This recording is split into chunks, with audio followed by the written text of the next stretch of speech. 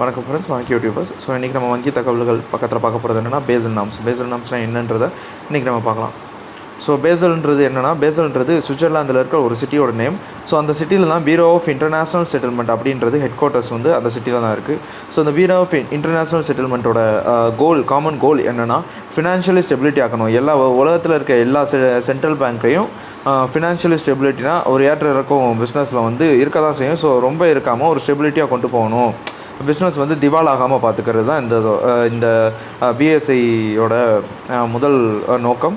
அடுத்து வந்து common standard for banking regulation. அந்த பேங்க் வந்து ஒரு பேங்க்குக்கான ரெகுலேஷன் படி நடத்துறது, அந்த விஷயங்களை பார்க்குறது தான், அதை நோட் பண்ணுறது தான் அந்த BAS, bureau of international settlement. இது வந்து இந்த பிஏஎஸ் வந்து 17 மே 1930 வந்து ஆரம்பிக்கப்பட்டது. World's oldest international financial organisation. ஒரு ஃபினான்ஷியல் ஆர்கனைசேஷன், பழமையான ஆர்கனைசேஷனாக பிஏஎஸ்ன்னு தான். இந்த பிஏஎஸில் மொத்தம் 60 நாடுகள் வந்து மெம்பராக இருக்குது. 60 நாடுகளுமே உலகத்தோட கிராஸ் டொமஸ்டிக் ப்ராடக்ட், அதாவது மொத்த உற்பத்தியில் வந்து 95% உற்பத்தி பண்ணுறாங்க. அந்த 95% அந்த 60 நாடுலேருந்து தான் உற்பத்தி பண்ணுறாங்க மொத்த உலக உற்பத்தியிலேருந்து. ஸோ இந்த நாம்ஸோட வேலை என்ன? இந்த நாம்ஸோட வேலைனா BCBS, Basel committee on banking supervision. இந்த நாம்ஸ் வந்து Basel committee on banking supervision அப்படின்ற ஒரு ஒரு குழுனால் வந்து அக்ரிமெண்ட் போட்டு ஆரம்பிக்கப்பட்டது தான். அந்த அக்ரிமெண்ட் போட்டு வர்றது தான் இந்த பேசல் நாம்ஸ். இது வந்து இந்த Basel committee on banking supervision. So இந்த கமிட்டி என்ன பண்ணணும்னா பேங்க்கோட ஃபினான்ஷியல் சிஸ்டம், அதுக்கான அது மேலே முக்கிய நோக்கம் கொண்டு, ஸோ அதை வந்து வலுமைப்படுத்துறதுக்கு என்ன வழி, அதை வந்து சிறப்பாக்குறதுக்கு என்ன வழி அப்படின்னுக்கான அந்த வழிமுறைகள், அக்கார்டுன்னு சொல்லுவாங்க. அது வந்து பேசல் அக்கார்டு. ஸோ அந்த அக்கார்டை வந்து சொல்கிறது தான் இந்த BCBS, Basel committee on banking சூப்பர்வைசனோட வேலை. அந்த ரிஸ்க் ஆஃப் த பேங்க் என்னென்னா, risk of the bank financial system வந்து சரியாக இருக்கா. ரிஸ்க் ஆஃப் த பேங்க்னா ஒரு பேங்க்கோட ரிஸ்க் என்னது, தான் கொடுத்த கடன் தனக்கு திரும்ப வருமா அப்படின்ற ஒரு ரிஸ்க்கு. அதே மாதிரி தாங்கிட்ட வந்து டெபாசிட் பண்ணுற டெபாசிட்டர்ஸுக்கு வந்து இன்ட்ரெஸ்ட் எடுக்கும்போது நம்மளுக்கு லாபம் பார்க்க முடியுமா அப்படின்ற ரிஸ்க். இதில் மெயின் ரிஸ்க் என்னென்னா ஒரு என்பிஏ, அதாவது பேட் டெப்ட்ஸ்ன்னு சொல்லுவாங்க. அதை நான் பர்ஃபார்மிங் அசட்ஸு, உபயோகமில்லாத அசட்ஸ்ன்னு சொல்லுவாங்க. அது வந்து பேங்க் வந்து அதில் ஈடுபட்டிருக்கும், பட் உபயோகமே வராது. அதாவது வராத லோன், வராத கடன்கள், அது எல்லாமே நான் பர்ஃபார்மிங் அசட் தான். ஸோ அந்த ஒரு பேங்க்கில் வந்து அதான பிஸ்னஸ், நம்மக்கிட்டேருந்து பணத்தை டெபாசிட் பண்ணுறோம். ஸோ அந்த பணத்தை எடுத்து அவங்க லோனுக்கு கொடுத்து அதில் வர இன்ட்ரெஸ்ட்லேருந்து அவங்களுக்கும் சேலரி பார்த்துக்கிட்டு நமக்கும் இன்ட்ரெஸ்ட் கொடுக்குறாங்க. ஸோ இதுதான் ஒரு பேசிக் பேங்க்கோட லோன். அந்த இடத்துல வந்து அந்த லோன் வந்து அவங்களுக்கு பெரிய ரிஸ்க். ஸோ இதில் வந்து முக்கியமாக இந்த பேசல் கமிட்டி வந்து வேலை பார்க்குது. அதே மாதிரி இன்னொன்று என்னென்னா, இந்த பேசல் கமிட்டியோட இன்னொரு முக்கியமான குறி என்னென்னா, தனக்கு வர ரிஸ்க், அதாவது தனக்கு வர விளைவுகளை தானே சமாளிச்சுக்கிற அளவு அமௌண்ட் அதுக்கிட்ட இருக்கா, அதோட கேபிட்டல் வந்து அவ்வளோ வச்சுருக்காங்களா, சரியா. அதாவது எதிர்பாராமல் நடக்கிற லாஸ், திடீர்னு ஒரு பிரான்ச் வந்து தீப்பிடிச்சு ஒரு ஃபயர் ஆக்சிடென்ட்டில் இதாகலாம், திடீர்னு ஏதாவது ஒரு மிஸ் ஆகலாம், திடீர்னு ஏதாவது ஒரு பிரச்சனை வரலாம். ஸோ இந்த மாதிரி பிரச்சனை வர்றதுக்கு அவங்க வந்து அவங்க கையில் அதை வந்து ஈடுகட்டுறதுக்கு கேபிட்டல் வச்சுருக்காங்களா, ஸோ அதை எந்த அளவுக்கு வச்சுருக்கணும், எல்லாத்தையும் இந்த பேசல் கமிட்டி தான் சொல்லுது. அதே மாதிரி அவங்களோட ரிஸ்க், அவங்களுக்கு வராக்கடன், அந்த ரிஸ்க்கை வந்து எப்படி வந்து ஈடுகட்டுறது அப்படின்ற ரூல்ஸ் அக்கார்டை வந்து இந்த பேசல் கமிட்டி வந்து முக்கியமாக மென்ஷன் பண்ணுது. இந்த பேசல் அக்கார்ட்ஸ், இந்த பேசல் ரூல்ஸ் வந்து இது வந்து பேசல் சுவிட்சர்லாந்துன்ற ஒரு இடத்துல பியூரோ ஆஃப் இன்டர்நேஷ்னல் செட்டில்மெண்ட் மூலிமா பிசிபிஎஸ் கமிட்டி உருவாக்கி அந்த அக்ரிமெண்ட்டில் உருவாக்கி, ஸோ அந்த அக்ரிமெண்ட்லேருந்து அவங்க கொடுக்குற ரூல்ஸ். ஸோ இது வந்து இந்தியன் ரூல்ஸ் கிடையாது. ஸோ இது வந்து இந்தியா அக்செப்ட் பண்ணுமா அப்படின்னு பார்த்தா அக்செப்ட் பண்ணியிருக்கு. இந்த ரூல்ஸ் படி தான் இந்தியன் பேங்கிங் சிஸ்டம் ரன் ஆகிட்டுருக்கு. இந்த ரூல்ஸ் வந்து 1, 2, 3 பிரிக்கிறாங்க. ஸோ அடுத்த 1 பேசல் 1, 2, 3 வந்து அடுத்த வீடியோவில் நம்ம பார்க்கலாம். அடுத்து வந்து CRAR அப்படின்னு capital adequacy ratio, capital to risk weighted asset ratio. அடுத்து ரிஸ்க் வெயிட்டட் அசட்ஸ் அப்படின்னா என்னென்னா கேபிட்டல் அடிக்வேசி ரேஷியோ அப்படின்னா ஒரு பேங்க்குக்கு வந்து ஒரு லாஸ் ஏற்படும் போது அதோட கேபிட்டல் வந்து குறையும் போது அது வந்து தன்னோட வருமானத்தை வந்து லோனாக கொடுக்குது. ஸோ தான்கிட்ட வந்து டெபாசிட் பண்ண அந்த லோனாக கொடுக்கும்போது அந்த லோன் வந்து தான் கையில் இருக்கிற காசு கிடையாது. அதாவது டெபாசிட் பண்ண தன்னை நம்பி டெபாசிட் பண்ண டெபாசிட்டர்ஸோட காசு. ஸோ அந்த டெபாசிட்டர்ஸ் அடுத்தவங்க காசு எடுத்து கொடுக்கும்போது ஒரு ரிஸ்க் இருக்கும், அந்த காசை திரும்ப வாங்கணும், அவங்களுக்கு செட்டில் பண்ணணும் அப்படின்ற ஒரு ரிஸ்க் இருக்கும். ஸோ அந்த ரிஸ்கில் பேங்க் இருக்கிறனால அந்த ரிஸ்கில் வந்து அது வந்து ஒரு வேளை அந்த ரிஸ்க்கை வந்து எடுக்கும்போது ஒரு வேளை பிரச்சனை வந்துச்சுன்னா, ஒரு வேளை வந்து லோன் கொடுத்த அமௌண்ட் திரும்பி வராமல் என்பிஏ ஆச்சுன்னா அங்கே ஒரு ரிஸ்க் ஏற்படுது. ஸோ அந்த ரிஸ்க்கை நம்மளுக்கு வந்து அடிக்குவேட்டாக வந்து சமப்படுத்துறதுக்கு அதுக்கான ஒரு கேபிட்டல் வேணும். அந்த கேபிட்டல் எவ்வளோவா இருக்கணும் அப்படின்றது தான் அந்த கேபிட்டல் அடிக்குவேசி ரேஷியோ. நம்மளுக்கே ஒரு லாஸ் வரும்போது அந்த லாஸை ஈடுகட்டுறதுக்கு கையில் அமௌண்ட் வச்சுருக்கோம்ல, அந்த அமௌண்ட்டு தான் அந்த கேபிட்டல் எவ்வளோ வச்சுக்கணுன்றது தான் அந்த கேபிட்டல் அடிக்குவேசி ரேஷியோ. அடிக்குவேட் ஆகும்போது எவ்வளோ கேபிட்டல் வந்து அதுக்குள்ளே போய் சேரணும். அதே மாதிரி capital to risk weighted asset ரேஷியோனா அதே தான். ஒரு ரிஸ்கான அசட்டு. ஸோ அந்த அசட்டு முக்கியமாக இப்போ ஒரு மில்லில் முக்கியமான அசட்டு என்னது, ரைஸ் மில்லில் முக்கியமான அசட்டு அந்த அரைக்கிறோம் அந்த பவுடர் அரைக்கிற இயந்திரம். அதுமாதிரி பெரிய பெரிய தொழிற்சாலைகளாக முக்கியமான அசட் இருக்கும். அவங்களுக்கு தேவையான அசட்டு அது வேணும், அது கண்டிப்பாக இருந்தால் தான் அது வந்து கேபிட்டல் அசட்டாக இருக்கும். அது வந்து ஃபிக்ஸ்டு அசட்டு கேபிட்டல் அசட்டாக இருக்கும். ஸோ அது வந்து அவங்களுக்கு வேணும் அப்படின்ற போது அதுக்கு ஒரு ரிஸ்க் ஏற்படும். அந்த ரிஸ்க்கு ஈடுகட்ட முடியுமா அப்படின்ற ஒரு அமௌண்ட் வச்சுருப்பாங்களா, அதுதான் அந்த capital to risk weighted asset ratio. இது வந்து பேங்க்குக்கு முக்கியமான அசட்டு ஏதாவது போகும்போது அதுக்கான ரிஸ்க் வெயிட்டடான அசட் ரேஷியோ எவ்வளோ வச்சுருக்கணும், கேபிட்டல் நம்மகிட்ட வந்து அது ஈடுகட்டுறதுக்கான அமௌண்ட் எவ்வளோ வச்சுருக்கணும், அதுதான் இந்த capital to risk weighted asset ratio. அடுத்து வந்து சிஆர் கண்டுபிடிக்கிறதுக்கு மொத்த capital by risk weighted assets, RWA. Risk weighted அசட்ஸ்னால் என்னென்னா எந்தெந்த அசட்டில் ரிஸ்க் வெயிட்டடு, சரிங்களா, எந்தெந்த அசட்லாம் நம்மளுக்கு வந்து ரிஸ்க்காக இருக்குது, அது நம்மளுக்கு அசட்டாக இருக்கும், பட் அது வந்து நம்மளுக்கு பெரிய ரிஸ்க்காக இருக்கும். அந்த ரிஸ்க் வந்து இப்போ நம்ம சொன்னோம்னா நம்ம வந்து போய் கட்டுறப்போனா அவங்களுக்கு அசட்டு தான், அவருக்கான அசட்டு தான். ஸோ அந்த அசட்டை எடுத்து லோன் கொடுக்கும்போது அதே ரிஸ்க்காக மாறுதில்ல. அந்த மாதிரி எது ரிஸ்க் இருக்குது அசட்டில், அந்த அசட்டு அதுதான் வந்து ரிஸ்க் வெயிட்டட் அசட்டு. அதேமாதிரி கீழே பார்த்தீங்கன்னா சிஆரோட formula total capital by risk weighted asset into 100. இப்போ இதுதான் வந்து டோட்டலுக்கு மொத்த கேபிட்டல், கம்பெனியோட மொத்த கேபிட்டல். கீழே வந்து ரிஸ்க் வெயிட்டட் அசட் எவ்வளோ அசட் வந்து நம்மளுக்கு ரிஸ்க், அதால் டிவைட் பண்ணி மொத்தம் 100 போட்டோம்னா பெர்சன்டேஜ் ஆயிரும். ஸோ பெர்சன்டேஜ்னா ரேஷியோ. இங்கே வந்து டோட்டல் கேபிட்டல் எப்படி கண்டுபிடிக்கிறது அப்படின்ற ஒரு பேசிக் பார்ப்போம். டயர் 1 டயர் 2 2 கேபிட்டல் இருக்குது. Tier 1 capital, tier 2 capital. Tier 1 கேபிட்டல்ன்றது கோர் கேபிட்டல்னு சொல்லுவாங்க, முக்கியமான அடித்தளமான கேபிட்டல், அதுதான் வந்து முக்கியமான கேபிட்டல் அப்படின்னு சொல்லுவாங்க. டயர் 2ன்றது சப்பார்டினேட் கேபிட்டல், அது வந்து அதுக்கு பிரைமரி செகண்டரி சொல்லுவாங்க. 2 கேபிட்டல், முதல்ல பிரைமரி கேபிட்டல், செகண்டரி கேபிட்டல் அப்படின்னு முக்கியமான இது வந்து சம்மந்தப்பட்டது, அதுக்கான சப்பார்டினேட்ஸ். எப்படி எஸ்பிஐ முக்கியமான, எஸ்பிஐ வந்து கோர் பேங்க்கோ அதை சுற்றி இருக்கும்ல, ஸ்டேட் பேங்க் ஆஃப் ட்ராவங்கூர் இருந்துச்சு, ஸ்டேட் பேங்க் ஆஃப் மைசூர் இருந்துச்சு, ஸோ ஸ்டேட் பேங்க் ஆஃப் திருவாண்டம் இருந்துச்சு. ஸோ இந்த மாதிரி சுற்றி இருந்துச்சுன்னா அந்த சுற்றி இருக்க ஃபுல்லாக சப்சிடரிஸ், அதில் வந்து அந்த எஸ்பிஐ வந்து கோர். ஸோ அதே மாதிரி தான் இங்கே வந்து டயர் 1ன்றது கோர் கேபிட்டல், டயர் 2ன்றது சப்பார்டினேட். கோர் கேபிட்டல் டயர் 1 என்னென்ன வரும்னா பெய்ட் அப் கேபிட்டல், சரிங்களா, ஸ்டாச்சுட்டரி ரிசர்வ்ஸ் எவ்வளோ ரிசர்வ்ஸ் இருக்குது, அதர் டிஸ்க்ளோஸ்டு ஃப்ரீ ரிசர்வ்ஸ் அது எவ்வளோ ரிசர்வ் வச்சு, அதெல்லாம் பேசிக் கேபிட்டல் ரிசர்வ்ஸ், கேபிட்டல் எவ்வளோ ரிசர்வ்ஸ் வச்சுருக்கோம், 0% சர்ப்ளஸ், அவ்வளோதான். இந்த மாதிரி கோர் கேபிட்டல் இருக்குது, இதில் முக்கியமான கேபிட்டல் அதுதான் டயர் 1. டயர் 2 கேபிட்டல் வந்து அன்டிஸ்க்ளோஸ்டு ரிசர்வ்ஸ், எப்போ போகும்னே தெரியாத ஒரு ரிசர்வ்ஸ், டக்குன்னு லாஸ் ஆச்சுன்னா அந்த ரிசர்வ்ஸில் எடுத்தால் நம்ம கட்டணும். ஸோ அந்த மாதிரி இருக்கிற ரிசர்வ்ஸ். ரிவாலுவேஷன் ரிசர்வ்ஸ், அந்த ரிசர்வ்ஸ் பூரா எப்போ போகும்னே தெரியாது, சரிங்களா. ரிவாலுவேஷன்னா அதே தான், ஒரே மாதிரி தான்.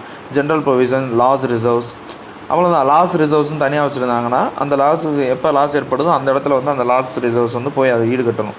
அது ஹைப்ரிட் டெப்ட் capital instruments, bond, long term unsecured loans, டெப்ட் கேபிட்டல் இன்ஸ்ட்ருமெண்ட்ஸ் எக்ஸெட்ரா, அதெல்லாம் வந்து எப்போ வந்து அதெல்லாம் ஃபுல்லாக சப்பார்டினேட், அதில் இருக்க ஃபுல்லாக சப்பார்டினேட். ஆனால் பாண்ட்ஸ் சப்பார்டினேட், அதை எப்போ வந்து பாண்டை வந்து இஷ்யூ பண்ணி ரெனியூ பண்ணுவாங்கன்னு தெரியாது. லாங் டேர்ம் அன்செக்யூர்டு லோன்ஸ்னால் செக்யூரிட்டி வாங்காமல் கொடுக்குற நீண்டகால லோன், அது ஃபுல்லாக சப்பார்டினேட் கேபிட்டல் தான். அது வருமா வராதான்னு தெரியாது, ஏன்னா அது ஒரு டவுட்டானது. டெப்ட் capital instruments belong from other tier 2 capital. அடுத்து என்னென்ன டெப்ட் கேபிட்டல் இன்ஸ்ட்ருமெண்ட்ஸ் எல்லாமே, கடன் கொடுக்குறதுக்கு என்னென்ன இன்ஸ்ட்ருமெண்ட்ஸ் இருக்கோ எல்லாமே, லெட்டர் ஆஃப் கிரெடிட்டு, அதே மாதிரி பிசி இருக்குது, லெட்டர் ஆஃப் கிரெடிட்டு இருக்குது, நம்ம கொடுக்குற கேரண்டி இருக்குது. ஸோ இதெல்லாமே டெப்ட் கேபிட்டல் இன்ஸ்ட்ருமெண்ட்ஸ் தான். ஸோ இது ஃபுல்லாக வந்து வருமா வராதா, அந்த அசட்லேருந்து நம்மளுக்கு வருமா வராதா, அந்த கேபிட்டல்னால் ப்ராஃபிட் வரணும். ஸோ அந்த ப்ராஃபிட் வருமா வராதா அப்படின்றது தான் அந்த செகண்ட் இது, வருமா வராது, அவ்வளோதான். கேபிட்டல் 1ன்றது நம்ம கையில் எப்போயுமே இருக்கிற கேபிட்டல். ஸ்டாச்சுட்டரி ரிசர்வ் எப்போயும் இருக்கும். பெய்ட் அப் கேபிட்டல் நம்மகிட்ட இருக்க தான் போகுது, அதுக்கப்புறம் கொடுக்கும் போது தான் அந்த கேபிட்டலில் கொடுப்போம். அடுத்து வந்து அதர் டிஸ்க்ளோஸ்டு ஃப்ரீ ரிசர்வ்ஸ் எல்லாமே நம்ம கேபிட்டல் ரிசர்வ்ஸ் எல்லாமே கையில் இருக்க போகிறோம். ஸோ அடுத்து இங்கே பார்த்தா ரிஸ்க் வெயிட்டட் அசட்ஸ் போட்டிருக்காங்க. ஸோ இதில் தான் அந்த ரிஸ்க் வெயிட்டட் அசட்ஸ் என்னென்னு பார்த்தோம்ல. ஸோ பேங்க்குக்கு முக்கியமான ரிஸ்க் வெயிட்டட்னா என்ன, லோன் தான் அவங்களுக்கு ரிஸ்க், பெரிய ரிஸ்க். லோன் கொடுத்து அது ரிட்டர்ன் வருமா அப்படின்றது தான் அவங்களுக்கு பெரிய ரிஸ்க். அதுதான் ரிஸ்க். இந்த ரிஸ்க்லேயே பல விதமாக பிரித்து பல விதமாக வந்து ஆங்கிளில் ஒரு ரிஸ்க்குக்கு ஏற்ற மாதிரி ஒரு லோனுக்கு ஏற்ற மாதிரி. இப்போ பார்த்தீங்கன்னா ஹவுசிங் லோனோட பர்சனல் லோன் தான் வந்து அதிகம் கஷ்டம் வாங்குறதுக்கு, ரிட்டர்ன் வாங்குறதுக்கு. ஏன்னா ஹவுசிங் லோனுக்கு லாங் டேர்ம், ரொம்ப லாங் டேர்மாக கொடுத்துருவாங்க, எப்படியோ வாங்கிடுவாங்க. இல்லைனா அவங்களுக்கு வந்து செக்யூரிட்டி கிடைக்கும், ஹவுஸ் வந்து செக்யூரிட்டியாக கிடைக்கும். பேங்க் கட்டலைன்னா ஹவுஸ் எடுத்துக்கலாம். ஆனால் பர்சனல் லோன் கொடுக்கும்போது அது அவங்களுக்கு ரிஸ்க்கு. அவங்க எதை செக்யூரிட்டியாக வச்சு கொடுப்பாங்க? அந்த பர்சனை வச்சு தான் பர்சனல் லோன் கொடுக்காங்க. ஒருவேளை அந்த பர்சன் வந்து அன்கான்ஷியஸ் ஆகிட்டாலோ, இல்லை மெடிக்கல் ஏதாவது ஃபிசிக்கலாக ஏதாவது மெடிக்கல், ஃபிசிக்கல், மென்டல் அந்த மாதிரி ஏதாவது ஆகிட்டாலோ, ஒரு ஹெல்த் கண்டிஷன் இல்லாமல் ஒரு டெத் ஆகிற சூழ்நிலை வந்துட்டாலே அவங்களுக்கு என்ன, அது வந்து NPA, நான் பர்ஃபார்மிங் அசட்டாக போயிடும். ஸோ லாஸ், அது வந்து பெரிய ரிஸ்க்கு. இந்த மாதிரி வந்து ரிஸ்க் வெயிட்டட் அசெட் வந்து பேங்க்கு நிறையா இருக்குது. அதான் அடுத்து வந்து என்னென்னா பேசல் 1ஓட சில பாயிண்ட்ஸ், முக்கியமான பாயிண்ட்ஸ்லாம் பார்க்கலாம். பேசல் 1 1988 பேசல் கமிட்டி வந்து இன்ட்ரடியூஸ் பண்ணாங்க. கேபிட்டல் அப்படின்ற Basel committee on banking supervision introduce capital measurement system. இந்த BCBS இருக்குது பார்த்திங்களா, அது வந்து 1988 கேபிட்டல் மெஷர்மெண்ட் சிஸ்டம் அப்படின்ற ஒரு சிஸ்டத்தை கொண்டு வந்தாங்க. அதுதான் வந்து அந்த பேசல் கேபிட்டல் அக்கார்டு, இல்லைனா அதுக்கு இன்னொரு பேர் வந்து பேசல் 1. பேசல் 1க்கு இந்த 2 பேர் இருக்குது. கேபிட்டல் மெஷர்மெண்ட் சிஸ்டம், கேபிட்டலோட அளவை வந்து மெஷர் பண்ணுறது. பேசல் கேபிட்டல் அக்கார்டு, அந்த கேபிட்டலோட அளவு வைக்கிறதுக்கு என்னென்ன ரூல்ஸ், அந்த அக்கார்டு தான் அதுக்கு பேர் தான் பேசல் 1. இது வந்து இந்த பேசல் வந்து முக்கியமாக வந்து பேசிக் என்ன பார்த்துதுன்னா கிரெடிட் ரிஸ்க்கை தான் பார்த்துது, கடன் ரிஸ்க்கை தான் பார்த்துது. சரிங்களா, இது வந்து ரிஸ்க் வெயிட்டட் அசெட்ஸில் வந்து கடன் ரிஸ்க்கை மட்டும்தான் பார்த்துது, மற்ற எந்த ரிஸ்க்கையும் பார்க்கல. சரிங்களா, இது வந்து ஒரு கம்பெனியோட கேபிட்டல் எப்படி இருக்கணும், அந்த கேபிட்டலோட ஸ்ட்ரக்சர் எப்படி இருக்கணும், அந்த ஸ்ட்ரக்சரில் இருக்கிற ரிஸ்க் வெயிட்டட் அசெட்ஸில் எப்படி இருக்கணும், அந்த RWAல எப்படி இருக்கணும், அது வந்து இது மெயின் ஃபோக்கஸ் பண்ணிச்சு. பேசல் 1ல் வந்த நார்ம்ஸ், அதாவது BCBS banking committee and banking supervision first கொடுத்த அதாவது ஒரு வரையறைக்கம் அப்படின்னு சொல்லுவாங்களே, ஒரு அக்கார்டு, ஒரு ரூல்ஸு, செட் ஆஃப் ரூல்ஸுன்னு சொல்லலாம். அதுதான் அதில் வந்து முக்கியமாக கிரெடிட் ரிஸ்க்கை பார்த்துருந்தாங்க. அடுத்துக்கு பேங்க்கோட கேபிட்டல் லோன் பார்த்துருந்தாங்க.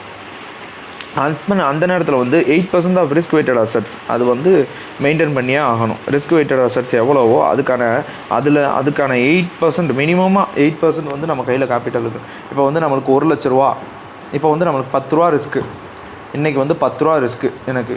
சரிங்களா, இன்றைக்கி கணக்குப்படி எனக்கு வந்து மொத்தமாக 10 ரூபா ரிஸ்க்கு. அந்த 10 ரூபா ரிஸ்கில் நான் வந்து 10 ரூபா ரிஸ்க்கே ஆக போகுதுன்னு வச்சுக்கோங்களேன். அதுக்கான மினிமம் அமௌண்ட்டை நான் மெயின்டைன் பண்ணணும் கையில். அதுக்கு எவ்வளோ மினிமம் அமௌண்ட்டோ அதை வந்து நான் மெயின்டைன் பண்ணணும், அந்த ரிஸ்க் ஈடுகட்டுறதுக்கு. சரிங்களா, அந்த மினிமம் அமௌண்ட்டு தான் 8%, அட்லீஸ்ட் 8%, அது 10% இல்லைனாலும் 8% நம்ம கையில் வந்து அந்த லாஸ் ஈடுகட்டுறதுக்கான அசெட்டை வந்து நம்ம மெயின்டைன் பண்ணணும். இந்தியா வந்து பேசல் 1 எப்போ அடாப்ட் பண்ணுச்சுன்னா 1999 அடாப்ட் பண்ணுச்சு. 88 பேசல் அக்கார்டு கொண்டு வந்தாங்க பேசல் 1. இந்தியா வந்து அடாப்ட் பண்ண டேட்டு 1999.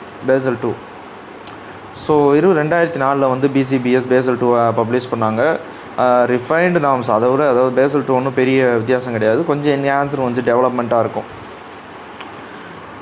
இதில் வந்து ரூல்ஸ் எல்லாம் பார்ப்போம். இதுலேயும் பார்த்தீங்கன்னா 8% மெயின்டைன் பண்ண சொல்லியிருக்காங்க. பேசல் 2ல் வந்து 3 விதமான risk, operational risk, market risk, capital risk அப்படின்னு 3 விதமான ரிஸ்க் குறிப்பிட்டிருக்காங்க.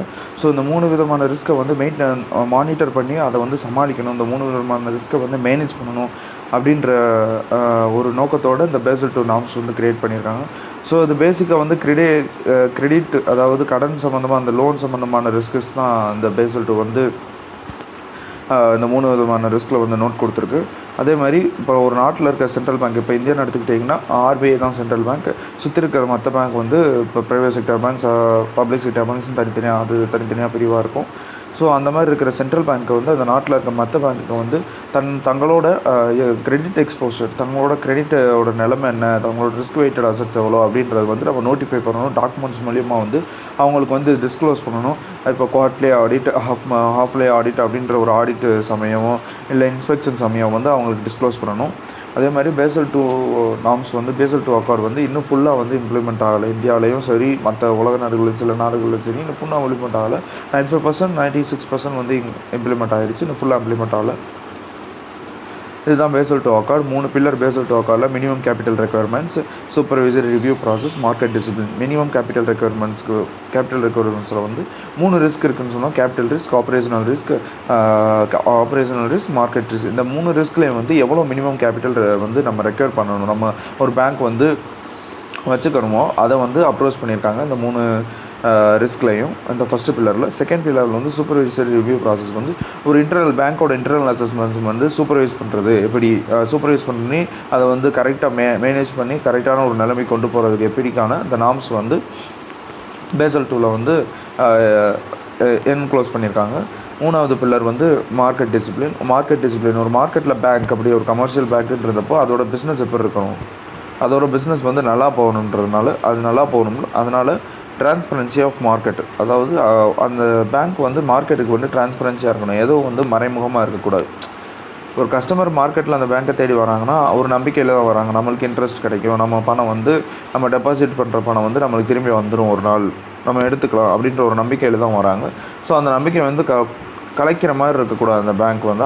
அதனால் அந்த பேங்க்கோட நார்ம்ஸ் வந்து அந்த மாதிரி இருக்கணும். அதுதான் டிரான்ஸ்பரன்சின்னு சொல்லுவாங்க, வெளிப்படைத்தன்மை அப்படின்னு சொல்லுவாங்க. மார்க்கெட்டில் வந்து வெளிப்படைத்தன்மையாக இருக்கணும் அந்த பேங்க்கு. அதே மாதிரி enhanced comparability of banks, all banks வந்து என்ஹான்ஸ்டு கம்பேரபிலிட்டியாக இருக்கணும். இதுதான் அந்த 3 பில்லர் சொல்லுவாங்க பேசல் 2ல். இது வந்து பேசல் 3ல் எடுத்துக்கிட்டிங்கன்னா அதே 3 பில்லர்ஸ் வந்து கொஞ்சம் என்ஹான்ஸ்டாக இருக்கும். பேசல் 2ன்னு எடுத்துக்கிட்டிங்கன்னா minimum capital requirements, supervisory review process, disclosure and market discipline வந்து 3 பில்லர்ஸ். பேசல் 2வோட 3 பில்லர்ஸ். பேசல் 3ல் அதை அப்படியே என்ன பண்ணியிருக்காங்கன்னா enhanced minimum capital requirements, enhanced minimum capital. Pillar 2ல் enhanced supervisory process for firm wide risk management and capital planning review பண்ணி, அதாவது இதில் வந்து சூப்பர்வைசரி ரிவ்யூ ப்ராசஸ் மட்டும்தான். ஆனால் வந்து பேசல் 3ல் வந்து சூப்பர்வைசரி ரிவ்யூ பண்ணி மேனேஜ் பண்ணி கேபிட்டல் பிளான் பண்ணுறாங்க. ரிவ்யூ பண்ணி எவ்வளோ நம்மளுக்கு ரிஸ்க் வெயிட்டடாக இருக்குது, அதுக்கேற்ற மாதிரி ரிஸ்க் வெயிட்டட் அசட்ஸ் வந்து அவங்க கேபிட்டல் பிளான் பண்ணி அதுக்கேற்ற மாதிரி அந்த ரிஸ்க் வெயிட்டட் அசட்ஸை வந்து மெயின்டைன் பண்ணுறது எப்படி, அதுக்கான என்ஹான்ஸ்டு வழி எப்படி, அதுக்கான enhanced norms, rules, set of regulations எப்படி, அதுதான் பேசல் 3. அதே மாதிரி market disclosure and market disciplines வந்து என்ஹான்ஸ்டு டிஸ்க்ளோஷர். அந்த என்ஹான்ஸ்ன்ற வேர்டு வந்து வந்துடும் கொஞ்சம் அதிகமான, சரி அதான் பேசல் 2 வந்து கொஞ்சம் அதிகமான. பேசல் 3 2010 பேசல் 3 வந்து ரிலீஸ் பண்ணாங்க. ஸோ 2010 ரிலீஸ் பண்ணுறதுக்கான முக்கிய காரணம் என்னென்னா 2008 வந்து ஒரு பேங்க் திவால், ஃபினான்ஷியல் கிரைசிஸ் வந்துச்சு. செப்டம்பர் 2008 வந்து லெஹ்மன் பிரதர்ஸ் அப்படின்றது வந்து கொலாப்ஸ் ஆகி பெரிய வந்து அடியாச்சு. யூஎஸ்லேயும் சரி யூகே கண்ட்ரீஸ்லையும் சரி பேங்கிங் சிஸ்டமே பெரிய அடியாச்சு. ஸோ இதை வந்து மேனேஜ் பண்ணுறதுக்காக பேசல் சிஸ்டம் பிசிபிஎஸ் என்ன பண்ணாங்கன்னா 2010 வந்து பேசல் 3 கொண்டு வந்தாங்க. இது வந்து இவங்க வந்து முக்கியமாக நோட் பண்ணுறது என்னென்னா trading booking activities and more capital interest. அதில் வந்து பேசல் 3 நார்ம்ஸ் வந்து முக்கியமான பங்கு வந்து trading book activities and more capital interest. இந்த ரெண்டில் வந்து ஒரு முக்கியமான ஒரு ப்ளேயோட தான் அந்த பேசல் 3 வந்துச்சு. ட்ரேடிங் புக் ஆக்டிவிட்டீஸ்னால் என்னென்னா, ட்ரேடிங் புக் ஆக்டிவிட்டீஸ்னால் ஒரு அக்கௌண்டிங் டேர்ம் தான். ட்ரேடிங் புக் ஆக்டிவிட்டீஸ்னால் அது ஒரு அசட் தான் குறிக்குது. பேங்க்கோட ஒரு அசட், டெய்லி ட்ரேட் பண்ணுற ஒரு அசட், பேங்க்கோட அசட், அது டெய்லி ட்ரேட் ஆகும். ஸோ அந்த அசட் தான் ட்ரேடிங் புக் ஆக்டிவிட்டீஸ் அப்படின்ற விஷயம். அடுத்து கேபிட்டல் இன்டென்ஸ்னால் மோர் கேபிட்டல் எப்படி வந்து கொஞ்சம் மோர் கேபிட்டல், அந்த கேபிட்டலை வச்சு எப்படி அதிகமான ப்ராஃபிட் நம்ம எப்படி எடுக்கிறது, அதிகமான ப்ராஃபிட் எடுத்தால் தான் நம்ம வந்து அதிகமாக ரிஸ்க் வெயிட்டட் அசட்ஸுக்கு வந்து தனியாக வந்து கேபிட்டல் மெயின்டைன் பண்ண முடியும். ஸோ வந்து பெய்டப் கேபிட்டலை வச்சு நம்ம மெயின்டைன் பண்ண முடியாது. அந்த கேபிட்டலை வச்சு நம்ம எடுக்கிற ப்ராஃபிட்டை நம்ம மறுபடியும் கேபிட்டலாக போட்டு அதுக்கான அந்த ரிஸ்க் வெயிட்டட் அசட்ஸுக்கான அந்த ரேஷியோ வந்து நம்ம மெயின்டைன் பண்ணணும். ஸோ அதுதான் மோர் கேபிட்டல் இன்டென்ஸ். இந்த 2 விஷயத்தில் வந்து அதிகமாக நாட்டம் கொண்டுச்சு. Guidelines to promote more resilient banking system by focusing 4 vital parameters. முக்கியமாக 4 பேராமீட்டர்ஸில் வந்து இவங்க அதிகமாக வந்து பேசல் 3 நார்ம்ஸ் வந்து ஒரு கண்ணாக இருந்துச்சு. Capital, leverage, funding, liquidity. as usual capital, பேங்க்கோட லிவரேஜ்னு என்னென்னா, அதாவது நம்மகிட்ட வர இன்வெஸ்ட்மெண்ட்ஸை வச்சு நம்ம பிஸ்னஸ் வந்து நம்ம பிஸ்னஸ் பண்ணி கொடுக்குற இன்வெஸ்டார்ஸுக்கு கொடுக்குற இன்ட்ரெஸ்ட்டோ, இன்வெஸ்டார்ஸுக்கு கொடுக்குற அமௌண்ட்டோ நம்ம ப்ராஃபிட்டை விட அதிகமாக இருக்கக்கூடாது. அதான் லிவரேஜ். நம்மக்கிட்ட இன்வெஸ்ட் பண்ணுற அந்த இன்வெஸ்ட்மெண்ட் மணி இன்வெஸ்ட்மெண்ட் மணி வந்து நம்ம பிஸ்னஸ் பண்ணி அவங்களுக்கு அந்த ப்ராஃபிட்டை அவங்களுக்கு ஒரு சம் ஆஃப் அமௌண்ட் வந்து கொடுக்குறோம். அப்படி அவங்களுக்கு கொடுக்குற அமௌண்ட் வந்து நம்மளோட ப்ராஃபிட்டை விட அதிகமாக இருக்கக்கூடாது. தான் லிவரேஜ். அடுத்த ஃபண்டிங், லோன் கொடுக்குறது ஃபண்டிங். லிக்யூரிட்டின்றது நம்ம கையில் லிக்யூரிட்டி, பேங்க்கோட கையில் எவ்வளோ லிக்யூரிட்டியாக அந்த நேரத்தில் எவ்வளோ லிக்யூரிட்டியாக கேஷ் வச்சுருக்காங்க, அதுதான் லிக்யூரிட்டி அசட்ஸ். லிக்யூரிட்டி கேஷ் எவ்வளோ வச்சுருக்காங்க அப்படின்னு சொல்கிறோம். அதுதான் அந்த விஷயம் தான், அந்த 4 விஷயம் தான் பேசல் 3 வந்து முக்கியமாக வந்து பார்த்துருக்காங்க. இப்போ ப்ரெசென்ட்டாக வந்து பேங்கிங் சிஸ்டமில் வந்து பேசல் 2 நார்ம்ஸ் தான் வந்து மெயின்டைன் பண்ணிகிட்ருக்காங்க. பேசல் 3 நார்ம்ஸ் இன்னும் இம்ப்ளிமெண்ட் ஆகலை. பேசல் 3 நார்ம்ஸ் வந்து மார்ச் 31, 2019 இம்ப்ளிமெண்ட் ஆகலாம் அப்படின்னு சொல்லியிருக்காங்க. அந்த ரெகுலேஷன் எடுத்துக்கலாம் அப்படின்னு சொல்லியிருக்காங்க. முக்கியமான பாயிண்ட், இந்தியா வந்து தன்னோட ஹோல்டிங்ஸ் பப்ளிக் செக்டார் பேங்க்ஸில் வச்சுருக்க தன்னோட ஹோல்டிங்ஸை 52% குறைச்சிக்க போகுது. அதே மாதிரி 6,990 கோடி ரூபாய் வந்து 9 பப்ளிக் செக்டார் பேங்க்ஸில் வந்து இன்ஃப்யூஸ் பண்ண போகுது. அதாவது இன்ஃப்யூஸ் பண்ண போகுதுன்னா 9 பப்ளிக் செக்டார் பேங்க்ஸில் வந்து பிஸ்னஸ்க்கு பழக்கத்துக்காக வேண்டி உள்தள்ள போகுது. உள்தள்ளுதல்னு சொல்லுவாங்க இன்ஃப்யூஸை வந்து. அது 6,990 கோடி வந்து அந்த பேங்க்கோட கேபிட்டலை எக்ஸ்போஸ் பண்ணுறதுக்காக வேண்டியும், அந்த பேங்க்கோட கேபிட்டலை ஒரு மெருகேற்றுறதுக்காக வேண்டியும், குளோபல் ரிஸ்க்கை வந்து மெயின்டைன் பண்ணுறதுக்காக வேண்டியும், குளோபல் ரிஸ்க்னால் குளோபல்லி அவங்க பண்ணுற பிஸ்னஸ்க்கு வர ரிஸ்க் அப்புறம் மெயின்டைன் பண்ணுறதுக்காக வேண்டியும் இந்த 6,990 கோடி ரூபாய் இன்ஃப்யூஸ் பண்ண போது 9 பப்ளிக் செக்டார் பேங்க்ஸில். ஸோ அந்த public sector bank SBI, bank of Baroda, Punjab national பேங்க்கும் அடக்கும்.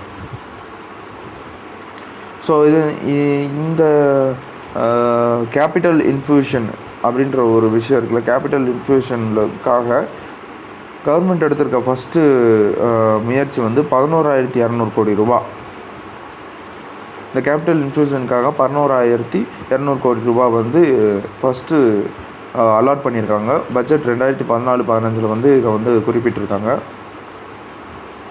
கவர்மெண்ட் வந்து 58,600 கோடி ரூபா வந்து இன்ஃப்யூஸ் பண்ணியிருக்காங்க 2011 14 வரைக்கும். ஸ்டேட் ஓன்டு பேங்க்ஸ்னால் பப்ளிக் செக்டார் பேங்க்ஸும் அடக்கம். எல்லா பேங்க்ஸும் state owned banks. State bank of India, முன்னாடிலாம் state bank of Bangalore, Thiruvananthapuram நிறையா இருந்துச்சு.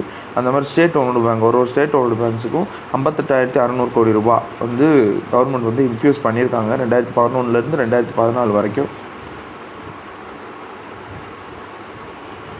அவ்வளோதான். பட்ஜெட்டில் வந்து அடுத்து 2,40,000 கோடி ரூபா வந்து 2018 வந்து ஈக்விட்டி இன் பேங்க்ஸ் 2018க்குள்ளே 2,40,000 கோடி ரூபா வந்து இன்ஃப்யூஸ் பண்ணலான் இருக்காங்க. Huge capital requirement. எல்லா பேங்க்கோட வந்து ஹியூஜ் கேபிட்டல் ரெக்யர்மெண்ட், அவங்களோட அதிகமான கேபிட்டல் ரெக்யர்மெண்ட்டை ஈடுகட்டுறதுக்கும், அடிஷ்னலாக ரிசோர்ஸஸ் வச்சுக்கிறதுக்கும், அதை வந்து ஃபுல்ஃபில் பண்ணிக்கிறதுக்கும் இந்த 2,40,000 கோடி ரூபா வந்து இன்ஃப்யூஸ் பண்ணியிருக்காங்க பேங்க்ஸில். இந்த தகவல்கள்லாம் உங்களுக்கு யூஸ் ஆகிருக்கும்னு நினைக்கிறேன். ஸோ இதே மாதிரி இன்னொரு தகவல்களோடு உங்களை வந்து சந்திக்கிறேன் ஃப்ரெண்ட்ஸ். அது வரைக்கும் பேங்கிங் தகவல் பக்கத்தை சப்ஸ்கிரைப் பண்ணி காத்துருங்க. இந்த வீடியோ பிடிச்சிருந்தால் லைக் பண்ணுங்கள், ஷேர் பண்ணுங்கள். அதே மாதிரி உங்களோட வியூஸ் வந்து கமெண்ட்டில் மென்ஷன் பண்ணுங்கள் ஃப்ரெண்ட்ஸ். Thank you friends. ரொம்ப நன்றி ஃப்ரெண்ட்ஸ்.